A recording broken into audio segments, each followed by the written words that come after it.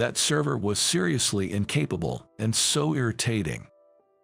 Really, she may get away with it because she's just a college student, but that won't cut it in the real world. Moreover, Emily and Julia were really laying into that server earlier. The guys, including myself, were sending them these indescribable looks, but the two of them didn't seem to notice. I was appalled by Emily and Julia's behavior and looked away from them. Then, I turned my gaze towards the server. At least, the server managed to serve a margarita to a customer. However, the next moment, the server collapsed. I immediately rushed over to the server to check her pulse and perform a quick examination. I then asked another nearby server to call an ambulance. Henry and the others watched me in surprise as I did this. A little while later, the ambulance arrived and the server was taken away. As I sighed in relief, Lisa said to me, "Who are you exactly?" "My name is Michael. I'm 32 years old. I have an unremarkable appearance and wear glasses. I seem to be sort of like the stereotypical nerd. Plus, I'm only 5'6" tall and rather short for a man, which doesn't help my looks. Despite all that, I'm a doctor." People who have heard my introduction up to this point might think that my looks don't matter since I'm a doctor. I used to think so too, especially during my student days. Back then, I was negative, lacked confidence, and didn't look great. But there was one thing I was proud of. That was my studies. I was the kind who scored well across all subjects, never getting below 85 on any tests. As a result, in middle school, many of my classmates would ask me for help with math. During those days, I ended up teaching math to quite a few people, but one classmate was notably bad at it. That was Henry. He was a charming, athletic type who was very popular. But no matter how much I taught him, he struggled to grasp math.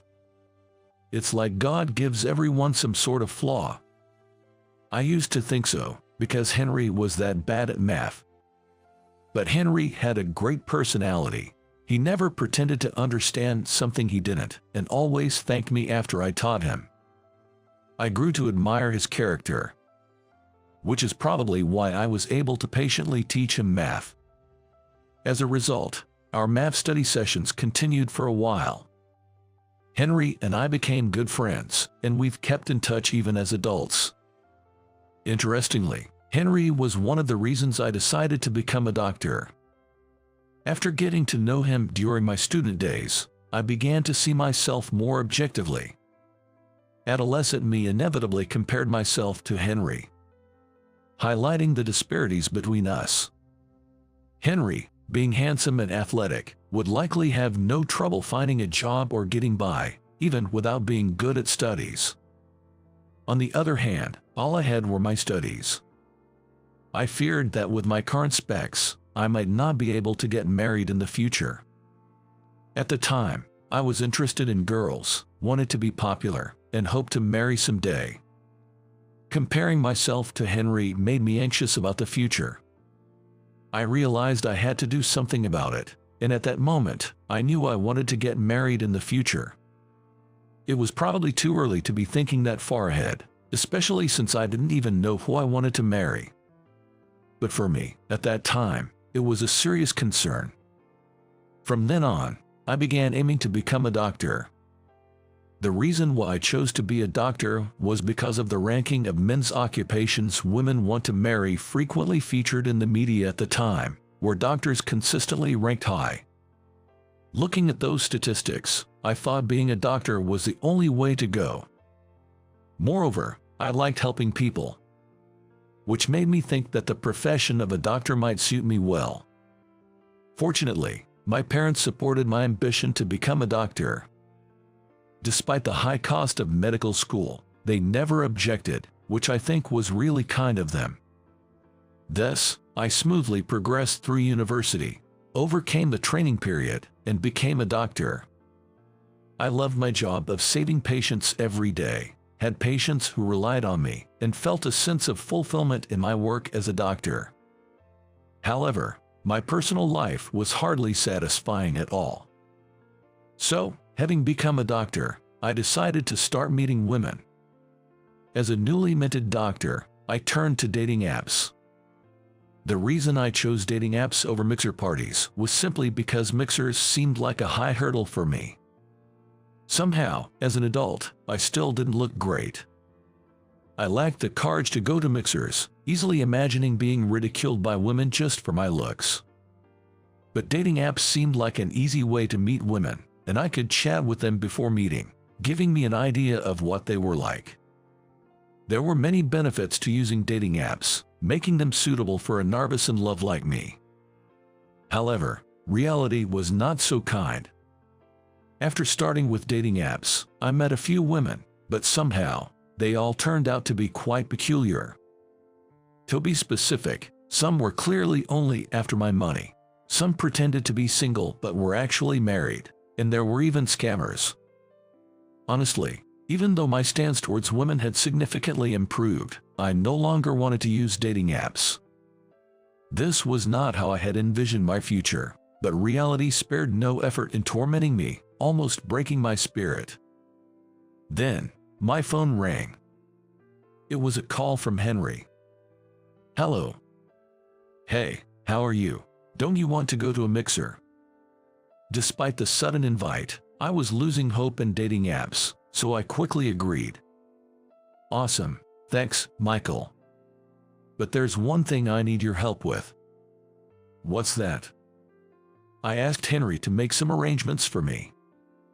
On the day of the mixer, Henry told me something shocking. "Actually, I never planned to have a mixer." "What do you mean?" Henry explained everything from the beginning.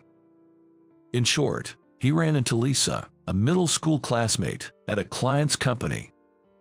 Feeling nostalgic, he struck up a conversation with Lisa, and then two of her colleagues joined in, eventually asking Henry to set up a mixer, leading to this event. So, this mixer was actually organized for those two colleagues. I see. Entering the mixer venue, I took my seat. The mixer was to be held with 3 men and 3 women, 6 people in total. The men included me, Henry, and Henry's junior, Ryan. Ryan seemed like a cute, likable guy who would be popular with the older crowd. Then, the women arrived at the venue. Leading the way were the 2 colleagues, the masterminds behind this mixer. However, upon seeing my face, the 2 colleagues burst out laughing. Although I had anticipated being laughed at for my looks, it still hurt. Lastly, Lisa arrived. She was beautiful in middle school, but seemed even more so now as an adult. Then the mixer began, and everyone started introducing themselves. "I'm Michael. I work as a company employee. I'm looking forward to tonight." In reality, I am a doctor, but for this occasion, I've asked to be introduced as a company employee. The favor I asked of Henry was to present me as a company employee to the women and Henry's junior, Ryan, and to make sure this was communicated before the mixer. Of course, this plan worked perfectly, and no one realized that I am actually a doctor. I resorted to this because of my experiences on dating apps, where it seemed that women were only interested in me for my money, likely because I revealed my profession as a doctor. I didn't want to encounter women who were only after my money, which is why I requested this scheme. For the record, the company I supposedly work for is considered a small to medium enterprise, similar to Henry and Ryan's level. However, perhaps because of this, none of the women seemed particularly interested in my introduction. Especially the 2 rude colleagues, who wouldn't even make eye contact with me. From the moment they arrived, it seemed like Julia was interested in Ryan, and Emily was focused on Henry. I guess it was inevitable that things turned out this way. Only Lisa made an effort to speak to me. "You're Michael, right? I'm Lisa. We were classmates in middle school. Do you remember me?" "Oh, yes, of course, I remember." I was happy that Lisa remembered me. and I was looking forward to reminiscing about the good old days with her, but my hopes were soon shattered. Emily interrupted my conversation with Lisa. "Lisa, you look lame if you talk to someone like that." "Yeah, it's much more beneficial to talk with Ryan or Henry." Lisa seemed confused and didn't know how to respond to Emily and Julia's comments. Henry and Ryan tried to ease the awkward atmosphere by intervening, but even they seemed taken aback by the intensity of Emily and Julia. Feeling like my presence was causing trouble, I quietly headed to the restroom. After finishing up, I was about to return to the table when I heard Emily and Julia's voices nearby. Looking around, I saw them standing in front of the girls' restroom and chatting. Not wanting to be noticed, I hid and ended up eavesdropping on their conversation. I was expecting them to be bad-mouthing me, but the content was surprisingly different. "Lisa really can't read the room, can she?" "I know, right? Talking to a loser like Michael is just stupid." "Yes, what's the point of befriending someone having a below-average face and working at a small business?" "Exactly. It's because she's naive like that. She ends up doing our work for us." "Right. If we show a bit of remorse when asking, she ends up doing our tasks in our stead." "Yep, fools can be quite useful tools if you know how to use them." Emily and Julia continued their petty gossip, essentially revealing that they only saw Lisa as a convenient colleague who would do their work for them. The reason Emily organized a mixer was to get closer to Henry, and Julia wanted to connect with Henry's acquaintances. In essence, Lisa was being used by Emily and Julia, both at work and at the mixer. After making sure Emily and Julia had returned to their seats, I slowly made my way back to the table, feeling weighed down by witnessing their toxic behavior. Reaching the table where everyone was waiting, I just wanted to leave, which probably made me drink faster. Then, a young female server, possibly a college student, came to our table with a dish in hand. "Sorry for the wait, here's your margarita pizza." However, everyone at the table seemed puzzled by her words. We didn't order a pizza, so I think you have the wrong table." "Right. Oh, I'm so sorry. Please excuse me." It seems the server had mistakenly brought the dish to our table and quickly moved to another table. I thought the server's nervousness was somewhat endearing, but Emily and Julia seemed annoyed. That server is seriously incapable, and it's irritating.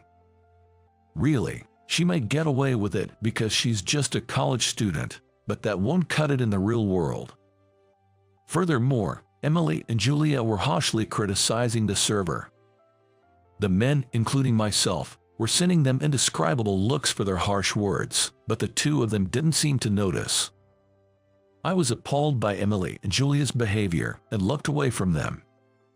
Then, I turned my gaze towards the server.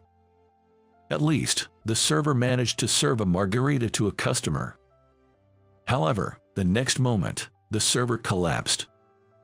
I immediately rushed over to the server to check her pulse and perform a quick examination. I then asked another nearby server to call an ambulance. Henry and the others were staring at me in surprise. A little while later, the ambulance arrived, and the server was taken away. As I sighed in relief, Lisa said to me, "Who are you exactly?" Actually, I'm a doctor." As I said this, pushing past Lisa, Emily and Julia barged in. By this point, it was clear from their actions how greedy they were, even without them speaking. I was on the verge of sighing. However, Emily and Julia, unaware of my feelings, approached me with sweet, cloying voices and upturned eyes. "So you were really a doctor? You should have just told us. Were you pretending to be a company employee because Ryan and Henry work at small and medium enterprises? Or well, not only are you smart, but you're also considerate of those around you."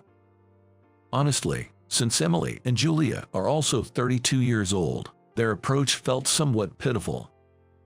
so I instinctively stepped back from them. The shock of their sudden change in attitude towards me left me speechless. Still, Emily and Julia didn't notice my discomfort and kept pressing closer as I remained silent. I had enough and said to Emily and Julia, "Excuse me, but you were clearly looking down on me just a moment ago, weren't you? And now that you know I'm actually a doctor, you are changing your tune so quickly. Are you even aware of how disrespectful you're being?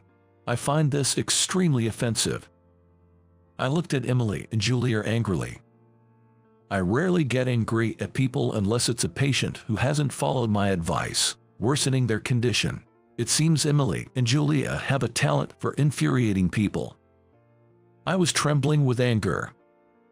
Emily and Julia, not expecting me to say such things or even get angry, were visibly shocked by my reaction. Seeing their response only irritated me further. At this point, I wondered if they were geniuses at making people angry. I sighed involuntarily. Emily, seemingly annoyed by my demeanor, snapped at me. "Don't get cocky just because you're a doctor. Yeah, if you had told us from the start that you were a doctor, we wouldn't have treated you like that. Don't you get it? The ones getting carried away here are you." I'm utterly appalled by your arrogance. What I'm trying to say is that no matter what job the person in front of you has, it's wrong to treat them so terribly. How can you not understand such a fundamental thing? "Michael, there's no point getting worked up over them," said a voice from behind me. Turning around, I saw Henry and Ryan standing there, both glaring at Emily and Julia. That's right. If they were decent people, they wouldn't belittle others like that, Ryan said firmly.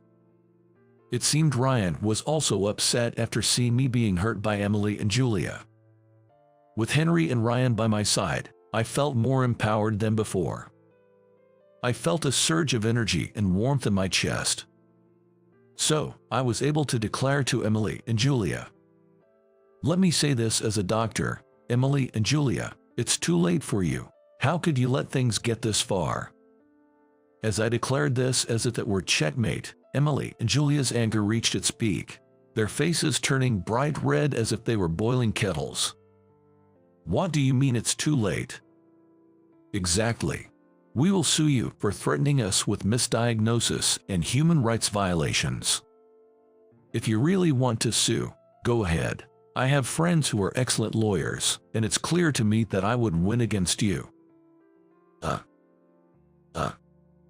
Since you seem quite foolish, let me explain. Your characters are flawed. When I said it's too late, I meant that your humanity is beyond saving.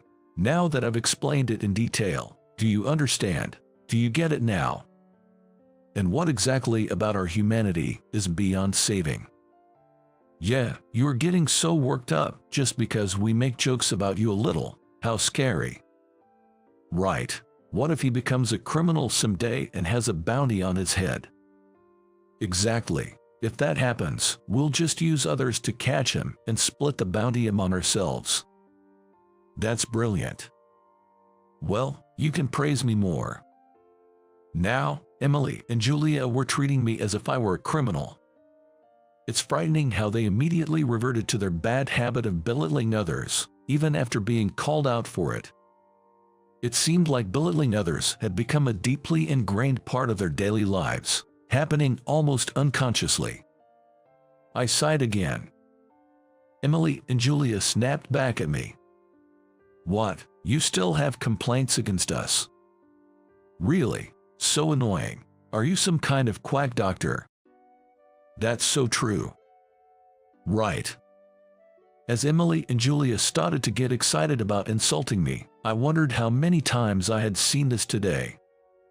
I was fed up and extremely irritated by their persistent and unapologetic behavior. So, I shouted louder than before. "I have plenty of complaints, and I'm not a quack doctor. My patience has completely run out, so I'm going to say this." Emily and Julia continued to laugh foolishly. "Oh, what are you going to say?" "It must be some quack doctor's diagnosis. How silly." "Actually, I've heard you've been passing your work on to Lisa. What are you thinking? What? How do you know about that? Yeah, who are you really? When you were in front of restroom, I overheard you talking about it. I was really surprised then. Hearing this, Emily and Julia's expressions darkened, realizing they were in trouble. Henry and Ryan, who take their work seriously, sent them cold looks, clearly unable to forgive their actions. They both sighed deeply. It's unbelievable. Abandoning the work you were entrusted with by the company and making Lisa do it is not something responsible adults do. Exactly. And then you have the nerve to criticize the server who collapsed, pretending to be upstanding citizens. It's the worst. As Henry and Ryan spoke sternly, Emily and Julia started to act desperately. No, you've got it wrong. We just had some unavoidable matters, and that's why we had to. Yeah, work is about helping each other out, right, Lisa. Julia, seizing the moment, appealed to Lisa, either seeking help from the current predicament or simply trying to deflect the blame, but Lisa's expression was complex. However, Lisa seemed to have made up her mind and said, "Both of you always left your work to me, saying you had matters to attend to, but I knew you were leaving work to me to go to mixers. I'm fully aware that you were using me, so don't underestimate me." Lisa's unexpected statement caused an uproar among everyone present. What? Why did you agree to do their work, knowing they were going to mixers? Yeah, why did you put yourself in such a convenient position for them? Henry and Ryan seemed to have many questions about Lisa's actions and mindset. Emily and Julia, having been exposed for dumping work on Lisa and attending mixers, were trembling with fear. I continued to watch over Lisa. Because I cared about Emily and Julia, that's why. Lisa, thank you. Lisa, you would never betray us. Emily and Julia approached Lisa, saying this. This scene felt familiar, but by now, I had pegged Emily and Julia as the type to cozy up to just about anyone. I wondered if Lisa would just be swayed by them and pretend to reconcile, observing the women, but then, Lisa made a surprising move. "Don't touch me," Lisa said, distancing herself from Emily and Julia, who were trying to get close. Emily and Julia, not expecting this from Lisa, yelled at her. "What do you mean, Lisa? Don't touch you. We were good colleagues, weren't we?" "Good colleagues. Don't make me laugh. I no longer trust you, and I don't want to be close to you anymore. Plus, I'll be a manager next month, so we're not the same anymore. Can you understand that?" "But you said we were important to you." "That's right. Because we were important, you took over our work even knowing we were going to mixers, right?" Learning that Lisa would become a manager next month, Emily and Julia seemed quite panicked. They probably feared that Lisa might expose their misdeeds as a manager, leading to their potential dismissal. They desperately wanted to keep Lisa on their side. But Lisa was unwavering. Still bringing up the past, "I began to despise you when I saw how terribly you treated Michael, and given your habit of belittling others, you probably looked down on me too, right?" "That's not true." "Yeah, no." Lisa, not trusting their words, turned to me. "Michael, they're lying, aren't they?" "Yes, Lisa. In front of restroom, Emily and Julia were indeed mocking you. They said you were a convenient tool who would do their work if they just asked with a bit of guilt because they had unavoidable matters." Hearing my confirmation, Lisa's face turned red with anger. "They also said you couldn't read the room for talking to someone like me." "I see. Thank you for telling me." Now it was clear that Emily and Julia were mocking Lisa. "I took over your work because you seemed to struggle with it, but mostly, I wanted to help you achieve your dream." "What dream was that?" Emily and Julia dreamed of becoming housewives. They talked about quitting their jobs and becoming housewives every day. So I really wanted to make that happen for them. That's why I didn't get mad when they secretly went to mixers and took over their work. I see. But there were no signs of them becoming housewives, and after seeing their behavior at today's mixer, I understood why they couldn't get married. I wish I could get back all the time and effort I spent on them. Lisa glared at Emily and Julia. They seemed at a loss for words or overwhelmed with guilt, hanging their heads. The atmosphere turned heavy, but Henry and Ryan began to chuckle, lightening the mood. What's so funny? In this era where dual-income households are the norm, they wanting to be housewives is a bit unrealistic. It's quite childish for adults their age not to understand that. Right. If they were serious about finding marriage partners, they should have gone to a marriage agency instead of mixers. Their poor time management just shows how incapable they are at work. Henry and Ryan's harsh words seemed to bring Emily and Julia to tears. Do you understand now why I said you were beyond help? With my final words, the two nodded silently. Later, Emily and Julia were fired from the company. It wasn't just because they had lied about having unavoidable matters and dumped their work on Lisa. The real reason was their inability to kick their bad habits. Even though they stopped dumping work on Lisa, they began burdening their juniors with it. They couldn't forget the sweetness of having others do their work. Despite being warned, they continued to attend mixers in search of marriage partners. Just like Lisa, their juniors were temporarily exploited by them. Given their nature, Emily and Julia were likely careless and foolish. This is because they were spotted by several colleagues entering a dining establishment with a mixed gender group, which could only have been a mixer. Upon receiving such damning information about Emily and Julia's misconduct, a dismayed Lisa consulted with the higher-ups, leading to their dismissal. At this point, it was purely a case of reaping what they sowed, so no one offered them words of comfort. As for me, I was able to exchange contact information with Lisa during that mixer, and we still email each other. Our emails mainly consist of encouraging each other to keep up the good work. Lisa successfully became a manager and seems to be busier with work. But I believe she'll manage just fine given her resilience. Having someone to discuss work with was a refreshing and delightful experience for me, as I'd never had such an opportunity before. Working in society may seem like a constant battle with others, but in reality, it's a longer struggle with oneself.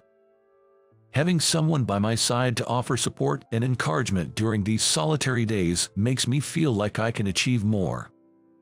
This has made me realize that perseverance and earnest can lead to rewarding outcomes. My name is Tyler. I'm just an average senior at a regular university, with an ordinary face and physique. I'm the type who might be glanced over in a yearbook with a "was this person even here?" On top of that, I'm a bit introverted. I do have social life, as a normal college student should. However, I have neither close friends nor a romantic partner. It's not so much that I don't have them, but rather, I don't see the point in having them. To me, having a best friend or a girlfriend feels like out of norm. I live alone in a one-bedroom apartment in New York, with visitors being rare, perhaps only door-to-door salespeople. While some might see this as lonely, I have no complaints about this low-stimulation life. I believed that these tranquil days were my identity. There's a reason I became this way. I'm influenced by my parents and my brother, who is 3 years older. My brother, Alex, was the epitome of perfection. Academically excellent, athletically gifted, and popular. He was flawless. With such a brother, it was inevitable for our parents to compare us. I was constantly reminded, "You're just average and such an ordinary child." There was a time when I thought, maybe I'm like the ugly duckling, and someday I'll become amazing like my brother. But cruelly, that never happened. And so, the ordinary me was born. Alex, on the other hand, graduated from a well-known university, which is naturally the most difficult to get into, and now works as a researcher at a pharmaceutical company. He's the definition of an elite. And according to him, he has a promising future. Have you had dinner? No, not yet, but I was thinking of grabbing something soon. Then let's eat together. I'm about to leave the office. It's okay, you must be tired, bro. What? Just come along. All right, fine. After hanging up, I let out a heavy sigh. This is the worst. Alex contacts me from time to time, but is not out of concern for his younger brother. Although I've described Alex as a perfect superhuman, in reality, he has one flaw. He has a foul mouth. Moreover, it's directed only at me. He adopts a condescending attitude only towards me. Growing up, I was constantly compared to him by our parents, with comments like, "Your brother is amazing. Such a difference from the ordinary Tyler." It seems I've been ingrained in Alex's mind as someone he can look down upon. I checked the time. Guess I should get going. The sighs wouldn't stop. I took only my wallet and phone and headed to Alex's place. Alex also lives alone, in a place within walking distance from my apartment. Unlike my 20-year-old student apartment, Alex lives in a spacious and clean designer condo. I used my duplicate key to enter. And as usual, I began preparing dinner. The reason why he invites me over for dinner is to have me prepare the meal. And he always comes home just as everything is ready. "Hey, Mr. Average, what's for dinner tonight?" As Alex says this, he makes his usual "I've worked hard as an elite professional today" face and heads to the dining table as he should. Honestly, I didn't want to have anything to do with him. Every time I interact with Alex, I feel like my self-confidence is being mercilessly chipped away. Why are you so different from me? When he's had a bit to drink, Alex always spouts this line. "Hey, what's it like being average? I'd like to experience it just once." Haha. Each time, I could only force a pained smile, biting my back teeth together. How many times I wanted to talk back. How many times I wanted to rebel. But I knew I would be argued down, and resorting to violence would be futile against my stronger brother. I may not be as smart as him, but I understand that much. In every aspect, I am inferior to him, and compared to him, I must be just average, an ordinary person. Unfortunately, this is an unchangeable fact. I hate him, but I despise my parents even more. It wouldn't be an exaggeration to say I loathe them. Why can't you be as good as Alex? Are you really brothers? Whatever you do is just mediocre, they would often say. It was inevitable. The more apparent the difference between Alex and me became, the more my parents doted on him, and the less space there was for me. Both my father and mother had a completely different look in their eyes when they saw me compared to when they saw Alex. That alone was enough to hurt my heart. I was so thoroughly ridiculed as just an ordinary kid, just an average kid, that I couldn't even muster the spirit to work hard and prove Alex and parents wrong. The only thing I learned from my parents was how to endure. I'm in my senior year of college.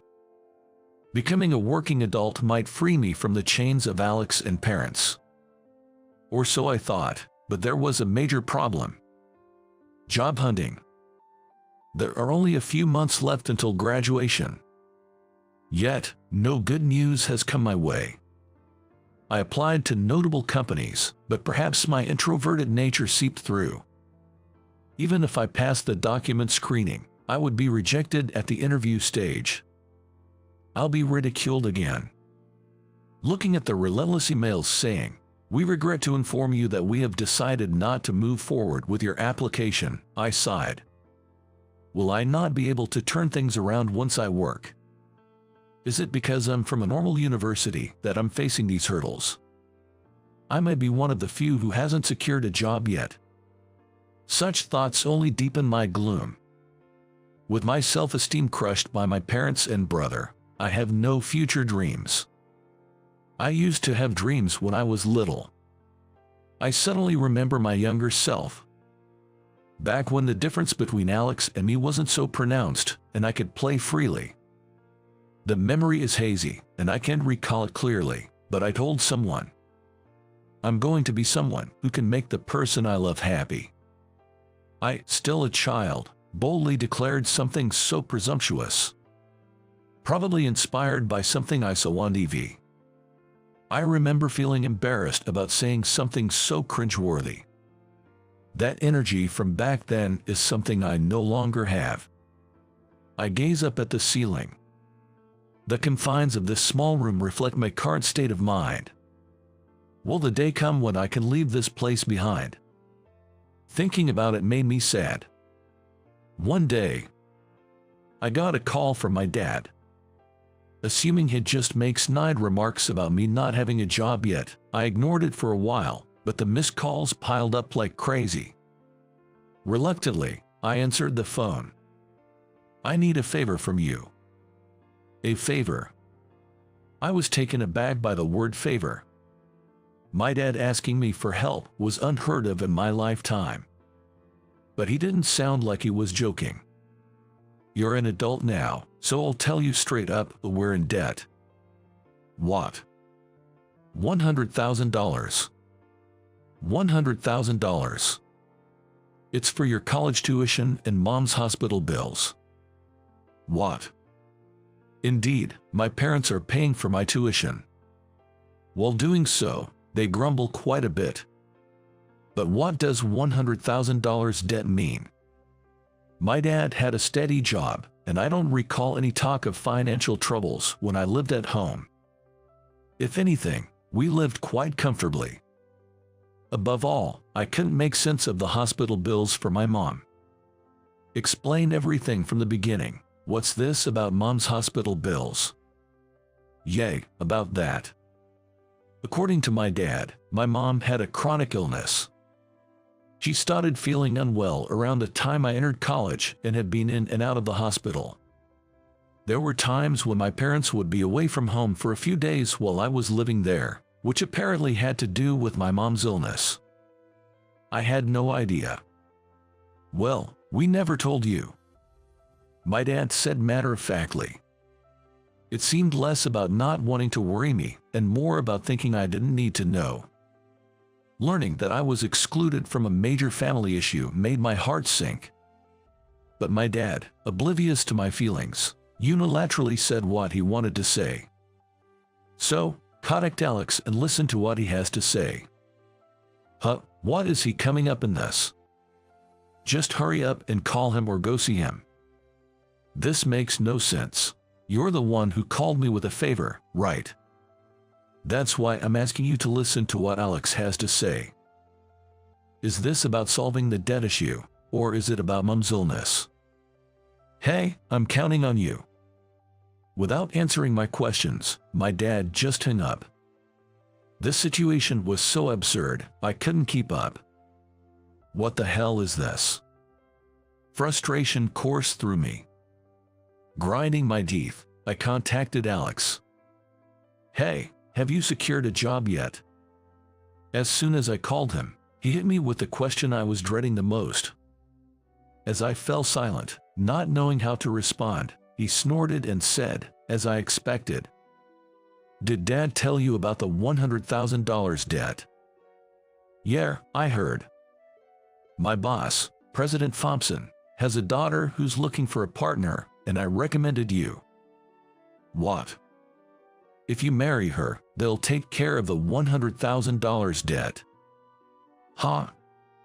Things were starting to make sense. My parents and brother planned to use me as a scapegoat to wipe out the $100,000 debt.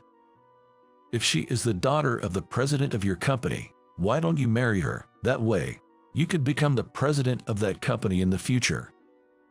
I can do it. Why not? I already have a girlfriend. I couldn't argue with that. But why would Alex pass up such a great opportunity to me? Is it because by me becoming part of Mr. Thompson's family, he plans to take over the company from the inside? I can't shake the feeling there's a catch. But I'm just an ordinary college student without a job offer. I don't think I'm a match for a president's daughter.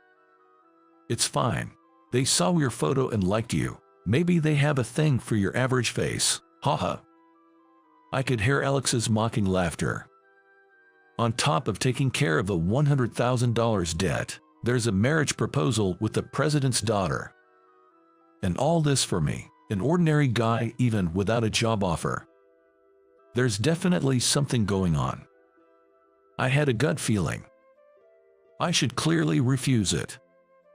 Just as I was about to voice my thoughts, as if he had seen it coming, Alex said in a strong tone, "You understand, right? Don't embarrass me. Here's a perfect chance for you, Mr. Ordinary and Average, to repay our parents. Try to be useful for once." It seems my opinion was never considered from the start. The call had already ended. A sudden $100,000 debt and a marriage proposal with a president's daughter. My mind was about to explode. Had my parents and brother made such plans behind my back?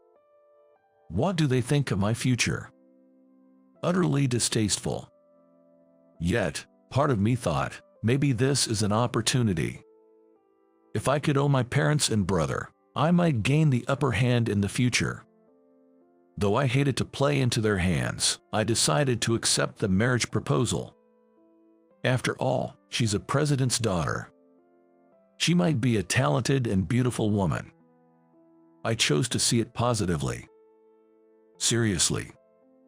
Upon meeting my prospective partner, I was disappointed. Her name was Emily. She seemed kind and well-mannered as the daughter of the president. But, to put it kindly, she wasn't exactly beautiful. She seemed to weigh at least 200 pounds.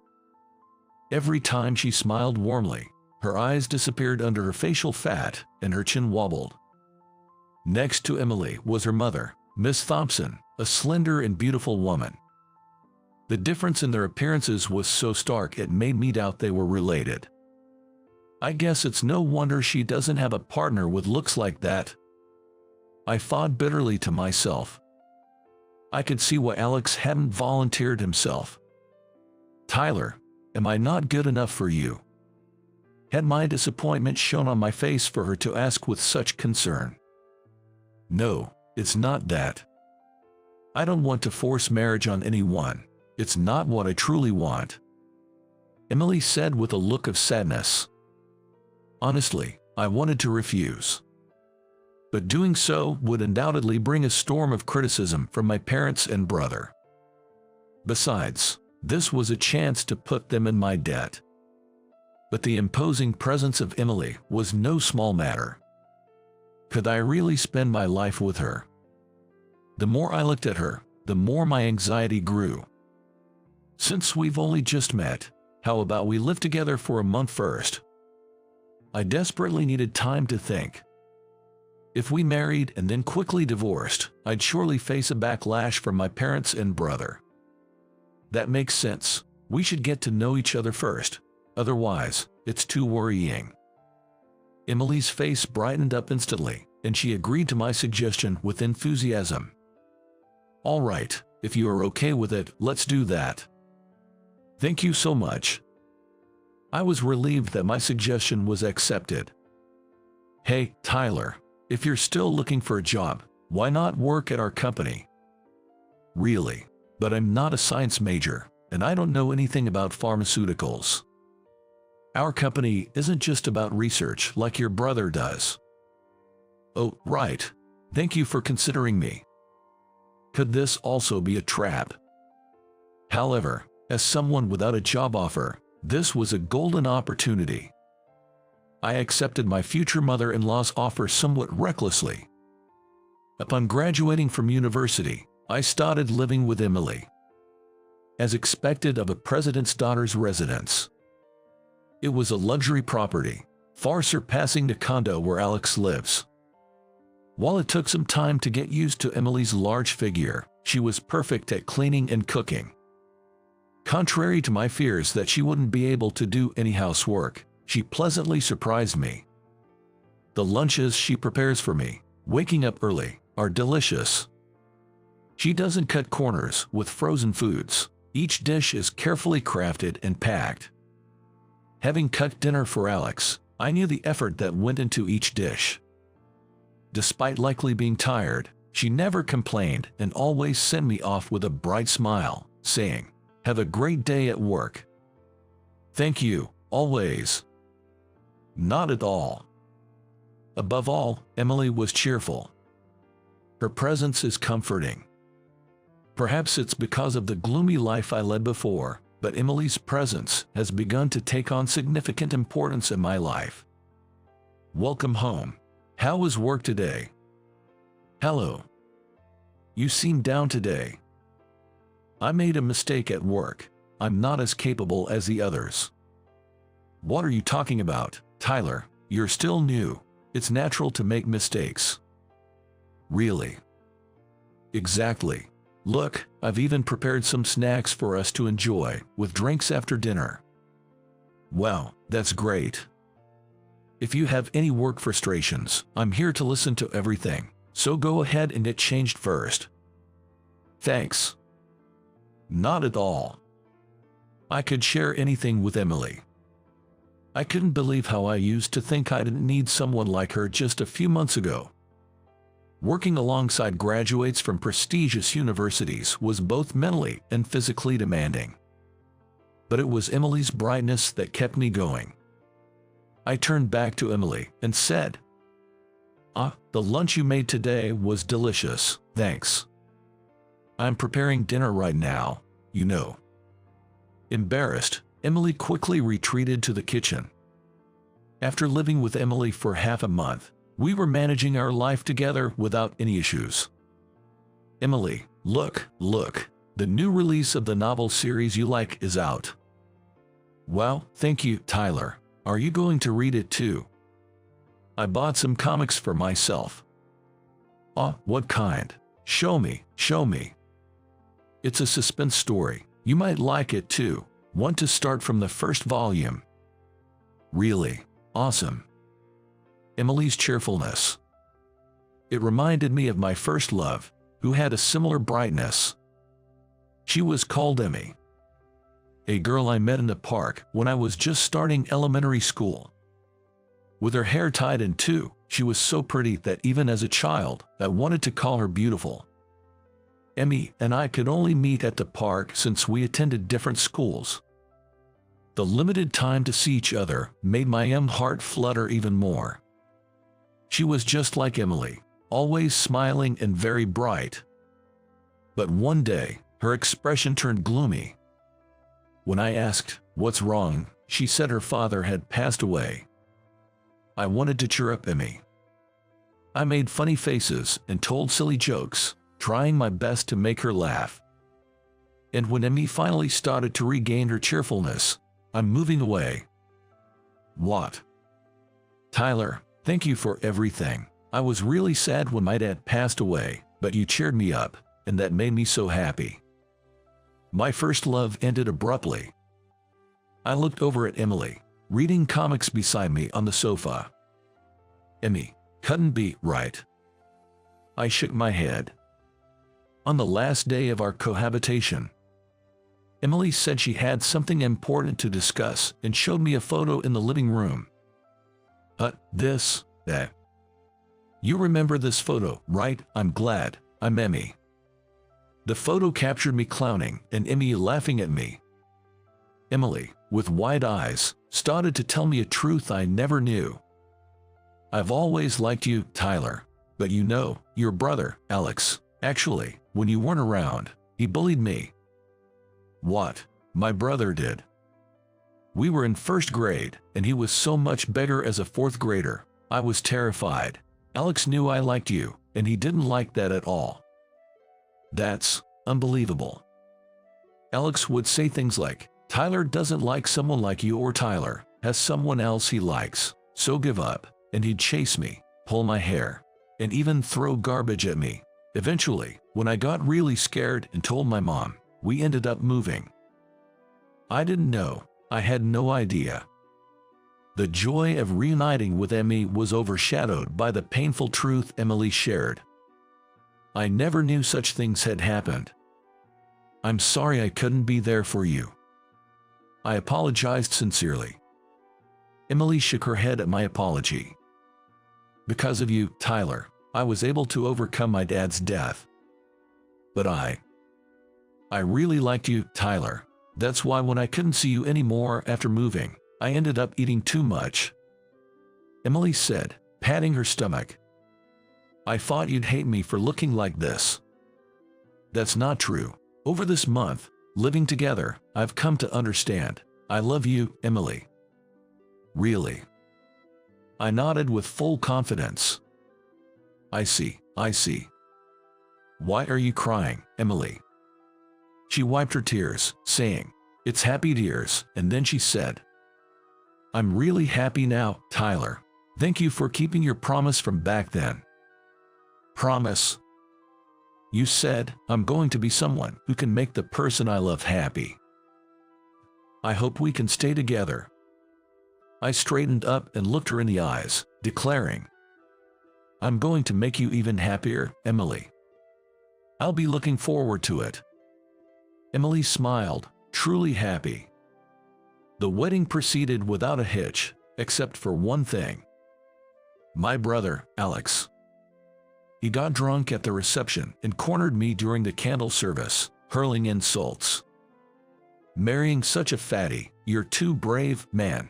Just look at her in that dress. It's a disaster. You know, brides are supposed to look 30% more beautiful. She's wearing a dress, and look at her. No way. Naturally, not only Emily, but also the guests around him were taken aback. That's disappointing. You're smart, but you judge people by their appearance. Hey, Tyler, what did you just say? I said you're the lowest of the low. Even my usually confident brother was silenced by my unexpected retort. Emily, don't worry about what Alex says. I love you. If he says anything gay, I'll drive him away. Thank you. I held Emily's hand tightly, comforting her.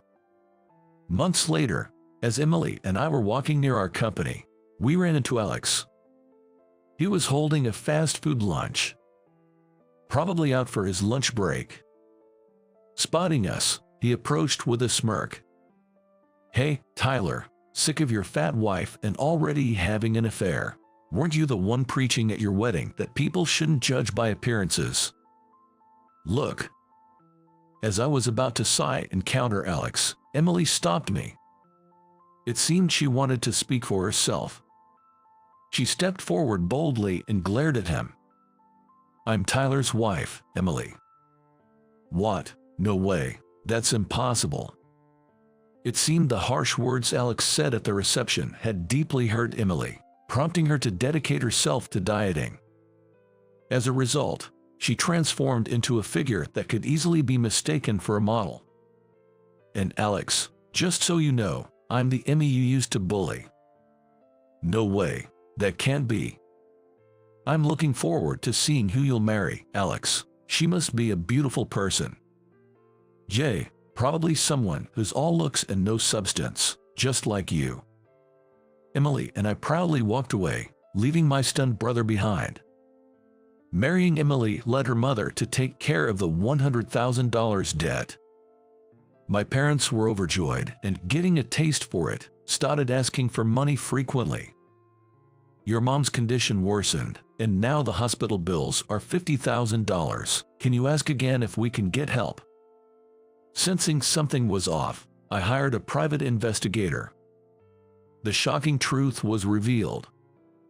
Neither the original $100,000 debt nor the new $50,000 were for my mother's medical expenses. Don't mess with me. I know everything. Mom's sickness. You two have been gambling and racked up debt. Well, that's... You liars. If you need help, ask your beloved son, Alex. Don't ever contact me again. I'm cutting ties with you. Abandoned by me, my parents had no choice but to turn to Alex. They had borrowed from shady lenders, and the collection efforts reached Alex's workplace. As a result, Alex found it difficult to stay at the company and resigned. He left, harboring resentment towards me. I don't know, nor do I want to know, what became of my parents and brother. Meanwhile, my earnest work ethic, despite my ordinary intellect, was recognized, and Emily's mother even suggested I might one day take over the company. Have a good day, here's your lunch. Thanks, I'll do my best. Though Emily's appearance changed dramatically, her bright and kind nature remained the same. My life is fulfilled both at work and home, and I am living very happily.